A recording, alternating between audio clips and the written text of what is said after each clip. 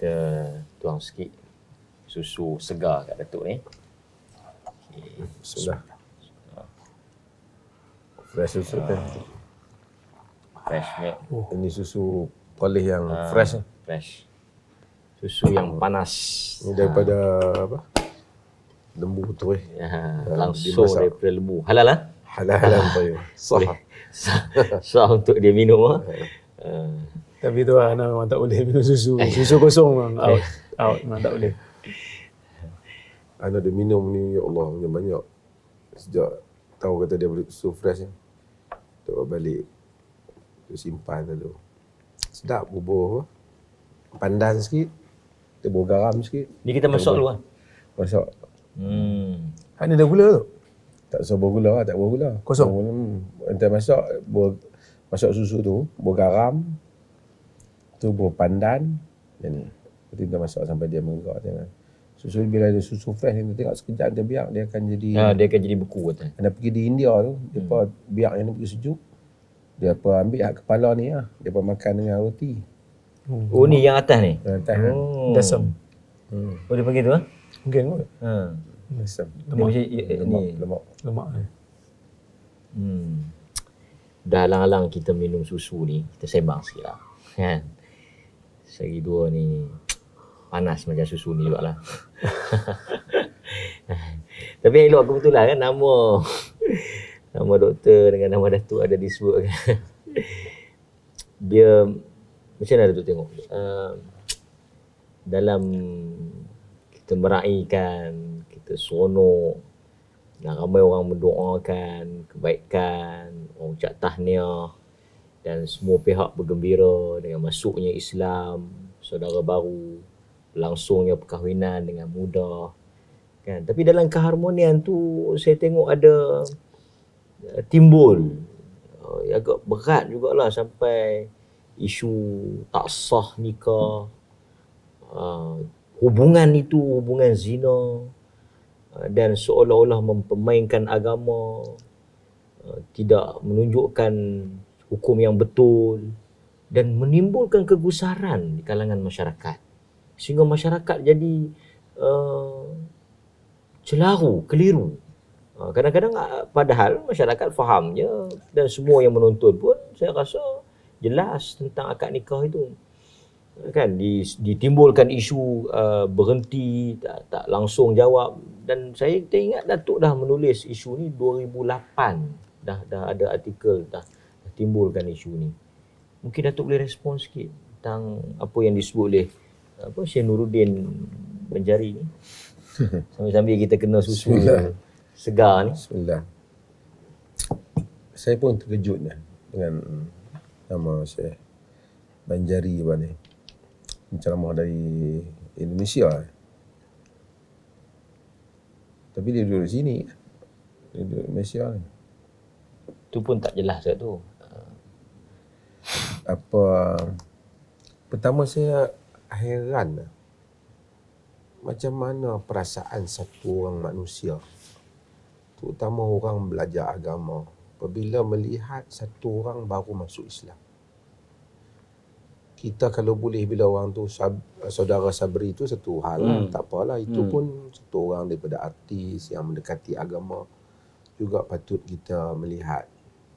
Satu lagi, isteri dia yang baru sangat masuk Islam, baru saja nak faham Islam, tiba-tiba dimomokkan dengan demikian. Kahwinan tak sah, zina. Kaedah hukuman yang dia keluarkan itu terkeluar daripada semua cara pendekatan di dalam fatwa. Dalam fatwa ni, dia satu hal sebelum berlaku. Pertama, kita kena tahu perkahwinan itu sah di sisi majoriti ulama. 3 mazhab. 3 mazhab, bahkan dalam mazhab Syafi'i pun wajhun fil mazhab.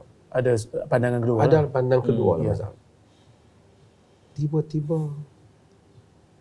dia tak pergi ambil yang majoriti tu, dia pergi cari satu kaul yang dia nak pegang tu, dihukum zina. Bayangan. Terus dia kata tak sah lah. Itu satu benda yang terlalu ekstrim. Kalau dia kata pandangan itu adalah lemah dan seumpamanya, itu pun para ulama ni apabila benda telah berlaku, idza taqal amr ittasa. Bila benda tu sempit, dia akan jadi luas. Tu belum lagi kita bahas pengujahan kita. Kalau nak lihat pada sisi tu pun, ulama Syafi'i pun kalau berlaku benda macam tu, dia tak akan pi hukuman pada zina. Bahkan kalau orang menikah disebabkan tak ada wali, dia di atas sangkaan tak perlu wali. Mazhab Syafi'i sendiri dalam fatwa mereka, dia tak hukum anak tu zina. Dia akan anggap nikah yang fasid, dan kemudian boleh wati syubha, boleh dinasabkan dengan, dia tak pi macam tu. Tapi ini saya rasa elemen ekstrim yang sangat bahaya kalau ada dalam negara kita. Dan beliau ni sebenarnya ada lagi pandangan-pandangan dia yang ekstrim. Yang lagi kalau kita ada ruang, kita boleh sebutlah pandangan-pandangan dia yang ekstrim. Yang saya rasa sangat tidak cocok lah untuk negara ini. Dan itulah Ustaz Ahmad dan Datuk, sebenarnya yang menyedihkan tu adalah bila disebutkan nama kami berdua secara spesifik. Sebenarnya orang tu datang daripada jauh. Sebenarnya Ana sendiri jumpa dengan Abang Sabri ni pada bulan puasa yang lepas. Memang dia ceritakan dia ada hasrat nak menikah dengan Angeline ni, dan dia minta Ana doakan supaya Angeline ni dilembutkan hati untuk menerima Islam. Dan tapi dia minta rahsiakan, dia bimbang ada gangguan dan tekanan dan sebagainya. Tapi alhamdulillah akhirnya bila jadi pernikahan tu, kita sebagai seorang Islam kita gembira kerana dia berjaya menarik Angeline ni untuk menerima Islam. Tapi apa yang menyedihkan adalah apabila seorang itu menerima Islam, yang mana sebelum dia menerima Islam, dia tak terlibat pun dengan kontroversi ini. Tiba-tiba bila dia terima je Islam, dia menikah, kebetulan dia memilih negeri Perlis untuk destinasi pernikahan dia sebagai penghormatan kepada Datuk Mufti, dan Ana juga dijemput untuk menjadi saksi pada pagi itu. Tiba-tiba dipalitkan dengan satu isu yang tak perlu untuk menjadi pertikaian pun. Dan bila dituduh dengan tuduhan-tuduhan yang sebegitu, menyebabkan bukan saja orang bukan Islam akan memandang begitu bebannya untuk menerima Islam dengan sikap dia yang ekstrim itu, tetapi orang Islam sendiri merasakan ini adalah satu perkara yang tidak wajar untuk dilakukan. Bahkan netizen sebahagiannya menganggap perbuatan beliau ni sebagai joy killer. Orang tengah happy, orang tengah seronok, maka dia membunuh perasaan itu. Dia membunuh perasaan gembira yang baru terbit daripada jiwa dua orang insan yang Allah Ta'ala satukan jiwa mereka dalam majlis yang sangat bahagia. Dan Ustaz pun ada pada pagi tu, kita sini tengok kan bagaimana happynya keluarga mereka. Dan semua orang yang ada dalam majlis itu, tak ada seorang pun pada waktu itu yang menzahirkan keraguan tentang sahnya pernikahan itu. Kerana negeri Perlis ni memang satu negeri yang terbuka menerima mazhab-mazhab yang pelbagai selagi mana dalam lingkungan di Sunnah wal Jamaah. Dan kalau tengok tu, Sabri Yunus dia tulis, dia komen, dia kata saya yang akad nikah itu memang saya maksudkan untuk menerima akad nikah itu, memang dia jelas. Dan dia sebut juga yang hadir tu, saya rasa semua memahami maksud dia, bahkan disiarkan secara langsung, tak ada orang yang pertikai kan. Datuk tengok, adakah ini mungkin ada hasad, sebab seolah-olah cuba nak dibawa satu pandangan semata-mata kerana dia dilakukan oleh pihak yang berlawanan dan bertentangan, sedangkan di sana ada takwilan. Pihak-pihak ni juga dalam bab-bab yang akidah agak longgar, ada takwil sana, takwil sini dan sebagainya, tapi minta dalam pada pokok dan sebagainya. Kemudian mereka juga lah kata kalau benda khilaf jangan jadi berbalah. Tapi bukan balah, tuduh orang dalam benda khilaf sampai zina. Yang pertama saya nak sebut ialah mazhab Hanafi sah, mazhab Malik sah, mazhab Hanbali sah, mazhab Syafi'i macam kita sebut tadi ada dua. Yang ni semua dia tak mau tengok, dia nak tengok yang tak sah. Kemudian dia lupa satu benda. Saya selain daripada mengangkat nikah dia itu, saya adalah mufti, pihak yang berautoriti. Dr. Rozami ialah ahli tentang usul fatwa. Kami adalah pihak berautoriti dan saya wali raja, wali bagi pihak pemerintah. Kaedah biasa, kalau ada khilaf apa, hukmul hakim yarfa'ul khilaf. Hukum pemerintah mengangkat khilaf. Kalau ada kau ni kata tak sah, kau ni dah sah, pemerintah dalam perkara perbalahan yang seperti itu, hukuman dia mengangkat khilaf. Apatah lagi khilaf tu khilaf bukan saja muktabar, kuat pula. Yang peliknya, individu ni dan orang yang seperti ini, kadang-kadang tengok sebelum tu dah timbul masalah apa, kunut lah, apalah timbul. Itu semua yang selama ni dia kata jangan berbala, jangan apa benda khilaf. Patutnya itu hanya orang kata tak, Nabi tak buat, ni kata Nabi buat. Ini dia bukan saja kata tak sah, zina ditujukan kepada seorang Muslim, merosakkan orang saudara baru yang baru menganut Islam. Akad nikah tu dihadiri juga oleh keluarga yang bukan Muslim. Yang bukan Muslim. Bukan Muslim. Ya. Oleh pihak Angeline Tan. Saya pun heran macam mana mentaliti fikir apa yang ada dalam kesumat diri manusia ni sampai ke situ tahap dia. Sampai ke situ tahap dia. Padahal boleh saja untuk dia lunak, dia kata dalam qaul mu'tamad dalam mazhab Syafi'i tak ni, tapi perkara ni dalam mazhab Syafi'i qaul yang lain. Kalau dia jujur dia akan bagi tahu. Kalau Imam Nawawi sebut semua qaul-qaul tu. Ya. Kan? Kemudian bahkan dalam majmuk dia akan sebut bahawasanya Imam Syafi'i sendiri dikatakan ada dua qaul dia dalam masalah ni. Satu kata sah, satu yang kata tak sah. Sebab itulah sebahagian mazhab Syafi'i mereka kata sah. Tapi kita dalam benda-benda macam ni, saya nak sebut, Islam ni dia nak elok tuduh-tuduh zina. Orang bukan Muslim, pasangan bukan Muslim, dulu katalah Hindu ke, Buddha ke, dulu apa Kristian ke, masuk Islam. Islam dia bukan suruh angkat baru.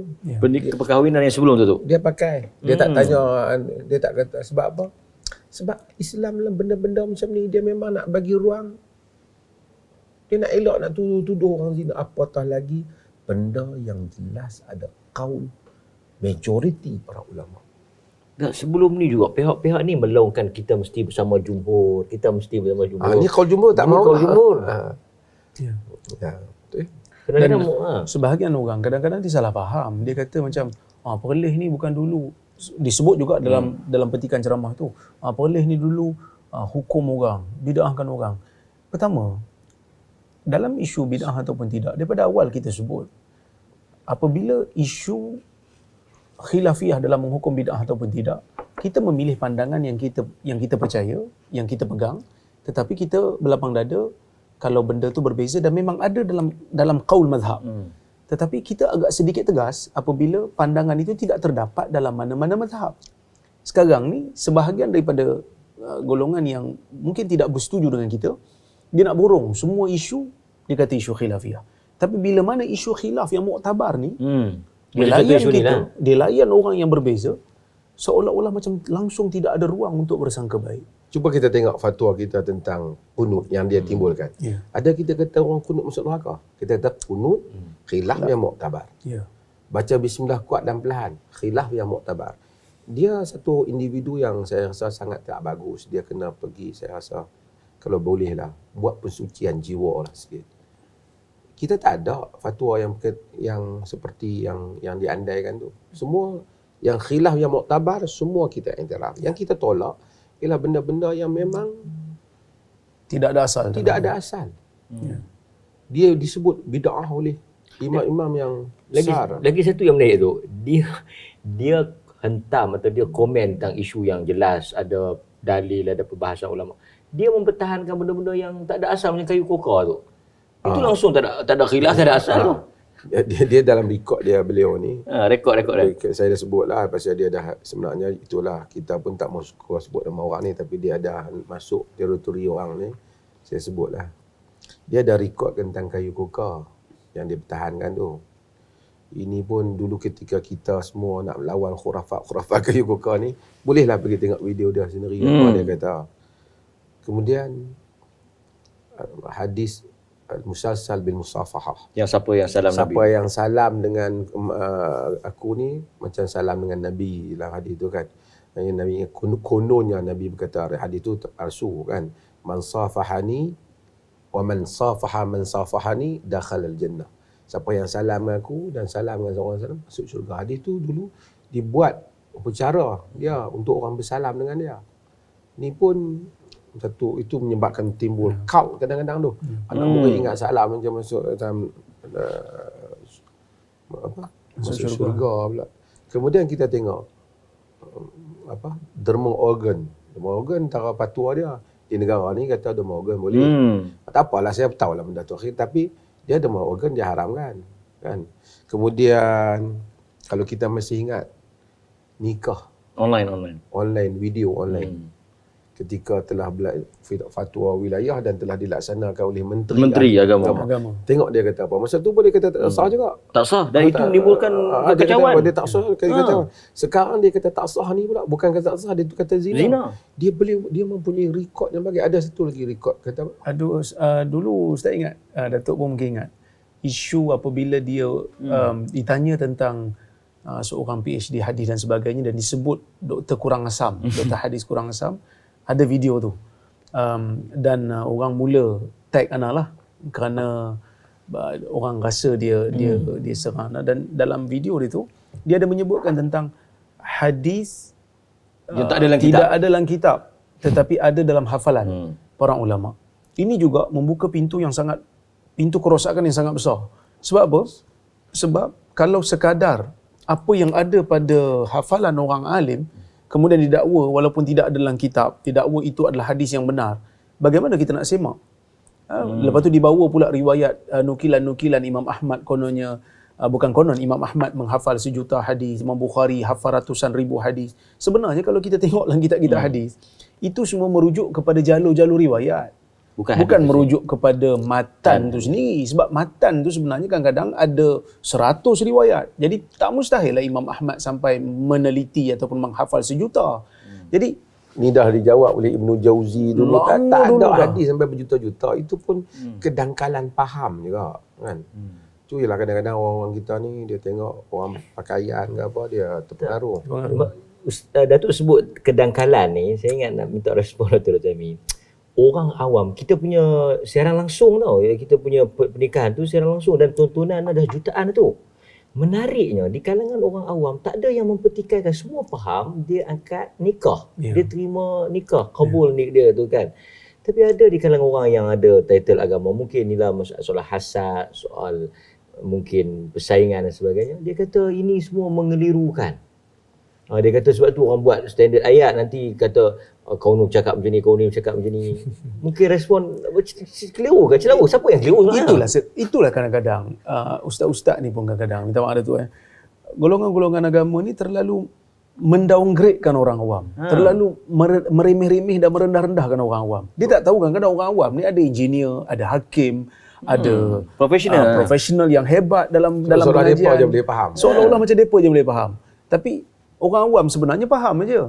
Bila kita post, Ana sendiri post, Datuk sendiri post dalam Facebook, dalam Instagram masing-masing tentang pernikahan tersebut dan di-share video tu di Pro Media Tajdid pun dan semua orang faham dan mengucapkan tahniah, mengucapkan keberkatan, semoga Allah memberkati mereka berdua. Tak ada isu pun yang mereka bangkitkan tentang isu ini mengelirukan dan sebagainya. Dan kalau betul pun mengelirukan, hang keliru, hang pergi belajarlah. Dia keliru, dia yang keliru. Lepas tu dia kalut orang keliru.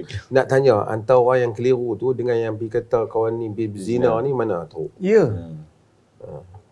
Dan berzina ni, tuduhan zina pada orang. Katalah, kita nampak sesuatu betul-betul berzina, betul tanpa, memang tak ada akad langsung. Tapi tak cukup 4 orang saksi pun Islam tak benar kan kita memulakan pendakwaan. Tutup dan nasihat. Ini sebut dalam kuliah secara terbuka, dikaitkan pernikahan itu yang tidak sah dengan zina. Ini satu tuduhan yang sangat-sangat berat. Sebab tu saya sebut tadi, Ana sebut Datuk, kadang-kadang kita ni terlupa. Dalam bab fiqh ni kita perlu luas. Lebih baik kita menjadikan akad itu sah menurut majoriti ulama dengan melepaskan dia daripada tuduhan zina, daripada kita nak mensyafi'ikan dia dan kita mengatakan dia berzina. Ya. Kita kadang-kadang terlepas satu orang kata apa, penilaian yang rasional kerana nak mensyafi'ikan dia sampai terkait pula dia dengan zina. Lebih baik kita menjadikan dia berada di atas mazhab jumhur, mazhab majoriti, sah pernikahan dia. Adakah dia nak kata hak mazhab majoriti tu? Itu Atau memang mazhab Syafi'i dan jumhur mensyaratkan wali umpamanya. Dan mazhab Hanafi ada kelonggaran tu pun dia tak kata orang Hanafi berzina. Ya. Dan mungkin Datuk boleh komen sikit. Sepatutnya ada juga netizen yang kata sepatutnya Tuan Syekh melihat isu-isu yang lebih dahsyat di negara dia. Isu perkahwinan campur agama tu. Dia itu isu-isu antara apa? Eloklah dia komen. Dia komen yang tu. Keberadaan dia ni Datuk memberikan satu mereka juga timbulkan isu menghormati institusi fatwa, menghormati institusi agama, dan sekarang pihak kuasa agama, jabatan agama semua mengesahkan perkahwinan ni. Itu saya kata ini adalah apa yang dia cakap tu tidak menempati jalur ilmu. Ilmu dia sentiasa akan ada keluasan dia. Apabila benda tu berlaku, umpama katakanlah dia totok Syafi'i pula dalam masalah tu nak pakai qaul muktamad pun, dia tak akan pergi hukuman sebelum berlaku mungkin orang tu akan kata no. Tapi setelah berlaku dia tak akan pergi ini perhubungan jadi zina. Dia tak akan pergi sampai begitu. Tanda dangkal bagi saya. Tanda kebobrokan ilmu. Orang ilmu ni ada santun dia, ada akhlak dia. Ada cara terutama membabitkan orang saudara baru dan seumpamanya. Dan liputan perkahwinan ni dibuat juga liputan oleh media-media perdana. Media-media dan media-media yang Chinese media pun. Tak ada isu pun Ustaz. Kalau pergi dekat Jordan umpamanya, Ana sendiri pernah melihat pernikahan yang berlaku di negara Jordan. Mereka memakai mazhab Hanafi dan itulah lafaznya. Ketika mana ijab dilafazkan, pengantin yang disebut qabil tu. Tengok aku terima. Orang Muslim di US bernikah I do ya. Maksudnya tak ada isu. Jadi isu pula di Malaysia ni. Mungkin orang kata, kita Malaysia bermazhab Syafi'i. Pertama sekali, betul ke kita ikut mazhab Syafi'i semua ni? Kadang-kadang orang yang bercakap tu pun zakat dibayar pakai duit, terkeluar daripada mazhab Syafi'i. Dia pun shopping dekat Shopee juga. Tak ada sebut pun saya beli, saya jual. Akad tu. Akad juga tu. Tapi dalam bab orang kata apa, wilayah orang lain ni begitu kuat dia nak menekan tentang kepentingan mazhab Syafi'i. Kita menghormati mazhab Syafi'i itu, tapi menekan sehingga mengatakan orang terlibat dengan zina dan sebagainya, ini satu kebobrokan lah, seperti mana yang Datuk sebut ni. Kebobrokan ilmu, kebobrokan akhlak dan mungkin Datuk boleh sentuh sikit kan, dalam kita dah ada sentuh banyak isu ni. Ada beberapa pihak yang dah kehilangan modal. Dah tak boleh nak dari sudut hujah ilmiahnya, qaul mazhabnya semua dah tak menyebelahi, dia timbulkan isu teknikal, isu tata cara prosedur jaib yang mencadangkan garis panduan untuk itu disebut macam mana tu? Ini ungkapan yang jaib itu pun ungkapan Ana juga yang tulis kan. Ana kata bahawa memanglah dalam ungkapan untuk ijab dan qabul tu, untuk qabul tu aku terima nikahnya seperti yang sebut kan. Ada perkataan nikah. Sebab tu itu juga taklimat yang kita beri kepada semua. Tapi bila akad tu berlaku, dia sebut aku terima seperti yang disebutkan. Kalaulah hari tu Ana sebagai mufti kata ulang, seolah-olah Ana memberi isyarat pada rakyat Malaysia yang tengok keseluruhannya akad jumhur itu tak sah. Betul? Walaupun Ana tahu dia sebut macam tu, walaupun asalnya memang macam aku terima nikahnya, tapi seolah-olah Ana menafikan akad jumhur. Dan sedangkan perlis tidak mengikat dengan akad jumhur saja. Kita menerima apa saja yang memberikan maksud bahawa menerima ijab itu dengan apa saja yang menunjukkan menerima, yang tak boleh ditafsirkan melainkan menerima saja perkahwinan itu. Apatah lagi dia bukan saja kata aku terima seperti yang maksudnya maf'ulun bih dia pun jelas seperti yang disebutkan. Dia pun timbulkan isu tak ada maf'ul bih. Maksudnya jelas dia terima apa yang kena sebutkan tu lah. Itu jelas, tak ada siapa meleka Dia seorang orang tu. Ada orang ada masalah pada fikiran dia. Tapi kita tahu benda tu, tapi kalau kata hari tu dia kata, stop, ulang lagi sekali. Artinya kita seolah satu fatwa daripada negeri Perlis. Angkat cara jumhur, tidak dianggap sah di negeri Perlis. Jadi kita terima dia sebagai sah. Itu pun satu versi juga. Kita ada keluasan. Siapa yang dia main daripada seberang nak tiba-tiba mungkin tak menepati bahasa Indonesia kot. Tapi sebenarnya tu dia orang duk bangkitkan isu ni. Pertama kita nak sebutlah tata cara ni bukan undang-undang. Tata cara bukan fatwa. Jadi maksudnya tata cara ni hanya sebagai satu panduan. Dan kalau tengok pun ni duk baca kat ni 6.9 yang dia orang share ni, dia kata sirah lafaz qabul boleh dilakukan dengan salah satu daripada berikut.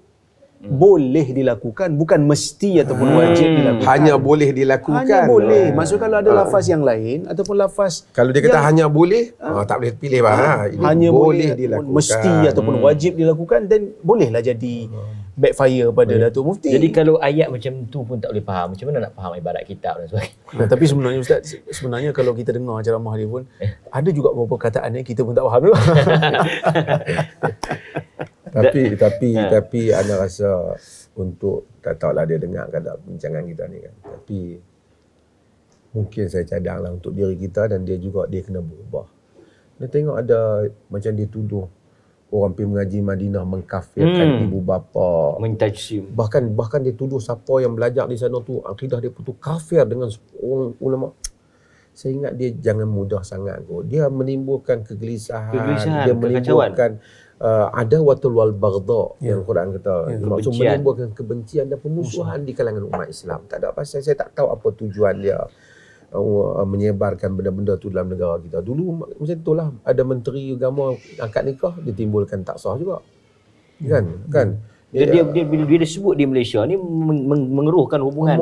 Mengeruhkan hubungan. Kita bukanlah kata nak kenegerian apa, kita alu-alukan siapa saja saudara muslim kita. Tapi itu tak bagus sebagai nilai budi dan nilai diri yang tak bagus. Elok kita sama-sama lah minta Allahumma ati nafsi taqwaha, kan, supaya wazaki wa anta khairul man zakkaha, supaya Allah bersihkan diri kita daripada unsur-unsur yang macam tu. Dan saya tak tahu, saya pun malah nak dengar ceramah-ceramah macam tu, tapi dah ada pemain pasang masa dia cara presentation tu pun saya tengok sampai emosi kita bergaduh dengan siapa. Apa yang kita bergaduh? Bersungguh-sungguh kita nak membatalkan. Bersungguh-sungguh nak membatalkan nikah satu orang yang pendaftarnya, ulil amrinya telah menyatakan sah. Habis itu kalau dia pergi ke negeri-negeri yang mazhab Hanafi tu, dia nak habaq tu semua nikah di sini tak sah. Zina belaka. Mazhab Hanafi. Implikasi yang besar. Dia kena tahu banyak negara orang Islam ni mazhab Hanafi. Ada mazhab, bukan saja kes ni bukan kes mazhab Hanafi lah. Hanbali demikian. Maliki pun demikian. Bahkan mungkin dalam mazhab Syafi'i yang pegang pendapat kedua tu pun nanti mungkin kena juga tuduhan seperti tuduhan yang diberikan. Dan sebenarnya bila timbul isu orang awam keliru dan keliru, sebenarnya lepas dia punya berceramah tu orang makin keliru. Sebelum tu tak ada siapa timbul agama. Sebelum tu tak ada siapa keliru. Alhamdulillah. Tak ada siapa yang kata Sabri kata aku terima tu nak terima bantai. Tak ada siapa kata. Ataupun yang nak terima tu nak terima makan nasi. Dan tak ada orang nak berpersangka buruk pun pada pasangan tersebut. Sebenarnya lepas video dia keluar lah orang makin keliru. Sebenarnya bila video tu keluar, kan kawan-kawan kita pun duk bertanya, ramai sangat duk bertanya. Jadi bila anda terpaksa jawab dululah, walaupun iyalah sepatutnya Datuk lah yang kena jawab dulu. Tapi agak tuduhan berat tu kerana dia kata Rora bodoh sekali. Rora tidak memperbetulkan kesalahan tu. Dia nak betul ke apa, dah memang kita pun tahu benda tu sah mengikut mazhab majoriti ulama kan. Jadi mungkin itulah nasihat untuk diri kita bersamalah. Dan juga dia, mudah-mudahan kita dapat berubah, dapat elokkan akhlak supaya mulut kita tu tidak terlalu kotor untuk menyebutkan perkara-perkara yang tak elok pada sahabat kita, terutamanya yang baru Muslim, yang baru menjadi Muslim. Kerana takut-takut kita membunuh kegembiraan dia, kita membunuh minat keluarganya untuk tertarik dengan Keluarga Islam. dia yang bukan Muslim hadir dan memuji. Ya. Dia kata mudah lebih pada agama mereka. Ya. Sebab tu Nabi kadang-kadang ada hasrat. Hatta Nabi ada hasrat-hasrat yang Nabi nak buat. Nabi tangguhkan kerana orang tu baru masuk Islam. Nabi tangguh. Laula hadithu qaumaki bil kufri la hadamtu ka'bata wa la banaitu ala qawaidi Ibrahim ya Aisyah. Wa Aisyah, kalau tidak kerana kaum kamu baru dia Islam, saya aku runtuh Kaabah ni, aku buat lain. Tak mau Quraisy banyak, tapi Nabi tangguh hasrat tu sebab apa? Orang baru masuk Islam, jadi tak mau timbul nanti depa Quraisy salah faham pula tengok kau. Ini saudara kita, ramai saudara-saudara dia yang baru nak tengok Islam. Pada hari tu lepas angkat tu depa semua kata mudahnya Islam ni, lebih mudah daripada apa yang mereka sangka. Depa bergembira, depa happy hari tu. Semua orang jadi saksi. Entah pun jadi saksi. Dr. Rozami jadi saksi. Patutnya dia support. Dia support. Cuma mungkinlah dia kalau kontak berkaitan bagi tahu boleh lain kali, kalau boleh kita supaya bubuhlah perkataan nikah tu supaya semua mazhab masuk dalam tu. Kita tahu kali pun dah bubuh dah. Cuma dah apabila benda berlaku, al-amr idza daq ittasa'. Kita luaskan dia. Dan kita boleh aplikasi. Kalau kita duk tarik mai masa tu tak baik untuk pahaman hukum orang ramai, dan tak baik juga untuk family dia. Dan kemudian saya pun alhamdulillah syukur juga polemik ni bagus. Supaya orang Malaysia tahu keluasan dalam masalah ni. Dan sebuah barulah depa semua pekat duk keluar juga. Hal lain tu rupanya boleh aku terima nikahnya seperti yang sebutkan tu, rupanya sah dalam mazhab Syafi'i. Habis tu yang selama ni panjang-panjang pinapah sampai satu rata-rata komen macam tu. Pasal apa? Maksudnya akhirnya alhamdulillah lah tujuan kita nak mendedahkan hakikat benda ni terbongkar dengan begitu luas. Patutnya tok kadi, tok imam semua, hatta di negeri Perlis juga kita peringatkan. Jangan pula hari itulah nak ragging pengantin, nak pergi tanya dia rukun nikah lah, nak pergi tanya dia suruh mengucap balik lah. Seolah-olah tak percaya pengantin Islam ke tak. Kalau pengantin tu tanya balik, Tok Kadi Islam pun tak try mengucap balik macam mana. Kan? Jadi ini semua benda-benda yang saya rasa golongan sebahagian lah, bukan semua, konservatif ni. Di samping mereka ni menyempitkan fikiran mereka, mereka membebankan versi agama yang mereka bawa tu kepada umat ni. Cukuplah umat ni dia nak ke depan. Kita sedang bersaing dengan zaman AI dan seumpamanya. Kita bawa benda-benda yang kita berlawan benda yang kecil. Orang duk perang Palestin ni semua, dia duk pergi kata orang menikah tak sah. Dia duk fikir zina dan seumpamanya. Ini terlalu kebudak-budakan. Berlaku kebobrokan ilmu. Datuk sebut lama dah benda ni. Waktu sebelum ni pun dah disebutkan tentang pembulian terhadap pengantin lelaki kan. Kadang-kadang pengantin lelaki tu hari happy dia, yang mana mungkin dalam semua hidup dia itulah perkahwinan dia yang sekali dan kali pertama dan kali terakhir. Tapi kita bully dia dengan kita suruh dia baca doa kunut lah. Malu dia, kita suruh baca doa itulah, doa inilah. Kadang-kadang orang nervous, tak pernah bercakap depan orang ramai, dia tak ingat. Jadi dimalukan seolah-olah macam dia tak tahu benda tu. Kita hancurkan perasaan dia. Tapi isu ni lagi menarik tu, sebab kalau orang zaman dulu mungkin dibuli dengan membaca doa kunut, dengan membaca Fatihah, dengan membaca 3 kul dan ayat kursi. Tapi kali ni orang yang menikah bukannya orang muda, orang yang dah berumur menikah, dibuli pula dengan kaitan zina dan tidak sah pernikahan. Oh, ini itu satu pembulian yang sangat dahsyat. Pasangan yang baru non-Muslim Muslim, yang baru masuk Islam pula tu, dan melibatkan keluarganya yang masih belum Islam lagi. Ini satu. Ini kadang-kadang kejumudan ilmu menyebabkan satu orang tu menzalimi orang. Tapi saya ingat bukan soal ilmu, soal budi, soal akhlak, soal apa yang ada dalam diri kita. Soal kadang-kadang hasad kita, soal kita kebencian. Padahal kalau dia lihat pada dimensi fiqh, dia tidak macam tu. Sebab tu Quran kata wala yajrimannakum syana'anu qaumin ala alla ta'dilu i'dilu wa aqrabu littaqwa. Yang kamu jadikan kebencian kamu pada satu kaum itu menyebabkan kamu tak adil. Adil lah, lebih dekat pada takwa. Adil lah. Kalau betul tak payah banyak lah buka kitab fiqh, buka kitab majmu', buka kitab apa pun dah jumpa kau lah. Kalaupun kata tak pernah baca kitab lain, kitab mazhab Syafi'i, cuma abang dia Malaysia ni, orang baca lebih daripada kitab Syafi'i sekarang ni. Bank-bank tu pun tak mazhab Syafi'i, itu pun ambil duit orang tu. Awak nak kata dia pun makan duit haram kan semua ni. Tak ikut mazhab Syafi'i sebagian tu. Jadi berapa banyak dah orang dah keluar daripada mazhab. Come on lah, bukan orang hina mazhab. Itu soal keluasan di dalam ni. Di dalam agama ni. Agama ni bukan satu mazhab yang masuk syurga. Ini semua mazhab masuk syurga. Dia seolah-olah ini pun saya ingat, cuma saya nak minta pihak berkuasa lah. Saya pun mungkin akan beritahu report pada dalam negeri Perlis ni. Pihak berkuasa yang di dalam Malaysia ni juga pihak-pihak yang terbabit untuk melihat gejala yang seperti ini dan individu yang seperti ini, supaya saya rasa ini satu tak baik lah, satu ancaman kepada keharmonian negara kita. Mungkin kita kena tengok beliau ni mungkin tak sesuai kot saya ingat untuk dalam environment kita. Ya. Oh, sokonglah. Mungkin dalam kita nak sembang, kita nak habiskan susu kita.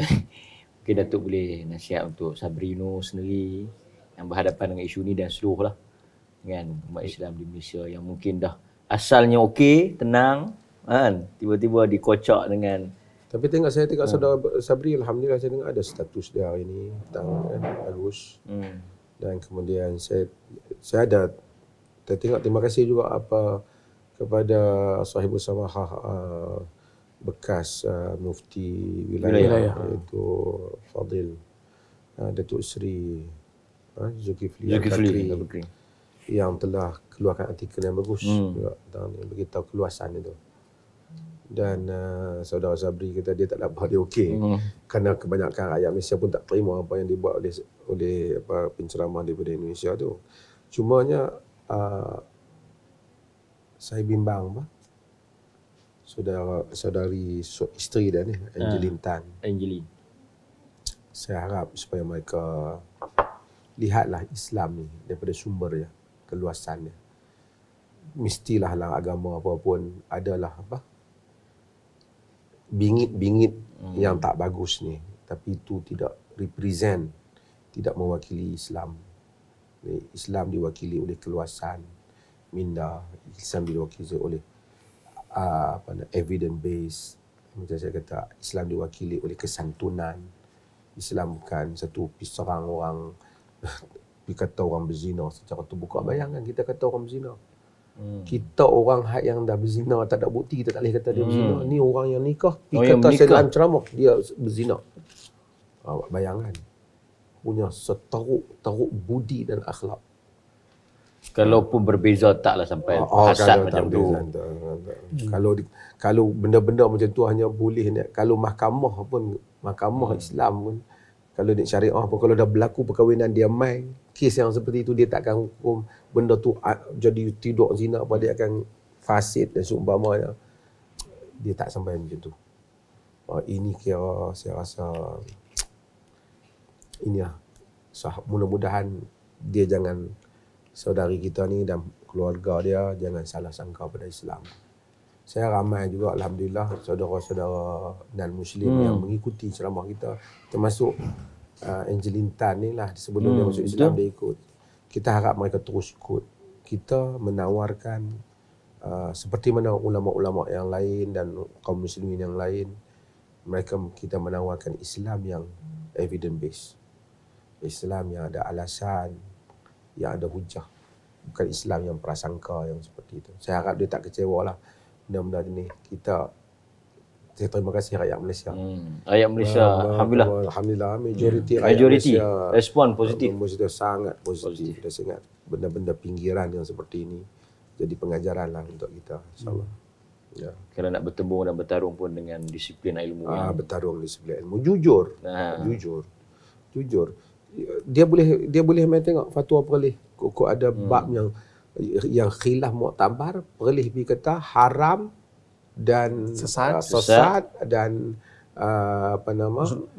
masuk neraka. Dia boleh tunjuk. Mungkin juga Datuk Las kalau katalah dia masih berkeras untuk mengatakan tak sah dan kalau diteruskan hubungan itu zina, perlih sentiasa terbuka lah untuk kita boleh panggil dia main pentas. Dia datang lah. Saya dipahamkan pihak dia tu ada orang dia telah hantar kat saudara Sabri nak panggil saudara Sabri mai dengar ceramah dia lah pula apa semua kan. Dah lah pintam kat Wanto macam tu. Lepas tu nak panggil saudara Sabri pula pergi program. Dia bagi poster lah program apa. Saudara Sabri kata bahawasanya itu satu penghinaan untuk dia. 2 kali penghinaan lah kalau dia pergi. Maksudnya you pergi hentam kau tu dulu. Patut jemput dah dulu kan. Berbincang. Tapi saya ingat tak tahu tak ada tenggelam punca. Tapi saya rasa kalau dia keliru, dia boleh main peralih lah. Dia boleh main peralih.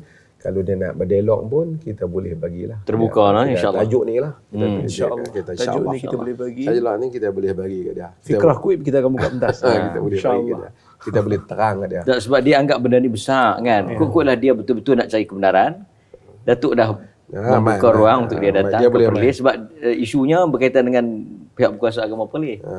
Tapi janganlah letak syarat-syarat nak panggil raja ke apa. Itulah kalau nak panggil raja. Dia tak payah. Dia nak syarat panggil raja macam syarat-syarat dia dah buat sebelum ni kan. Itu dengan mana tu? Yang kita jemput dia masa tu kan nak kena syarat macam-macam. Alhamdulillah kita pun syarat dia. Kita telah mewakili wali sultan tu, wali raja dalam kes tu. Dan mufti adalah merupakan pihak berkuasa yang menerima amanah daripada raja pemerintah. Tapi sebenarnya tu kalau dia syaratkan begitu, dia persilakanlah tuanku untuk berangkat. Kita okey saja. Kalau tuanku berkenan nak berangkat, alhamdulillah. Kalau dia nak bagi minum susu pun kita nak bagi minum susu kita jamin. Tapi susu kita sah lah. Tapi saya tak tahu tadi ada angkat ke tak macam mana. Okey, terima kasih. InsyaAllah. Mudah-mudahan rakyat Malaysia dapat pencerahan. Mudah-mudahan. InsyaAllah. Alhamdulillah. Alhamdulillah.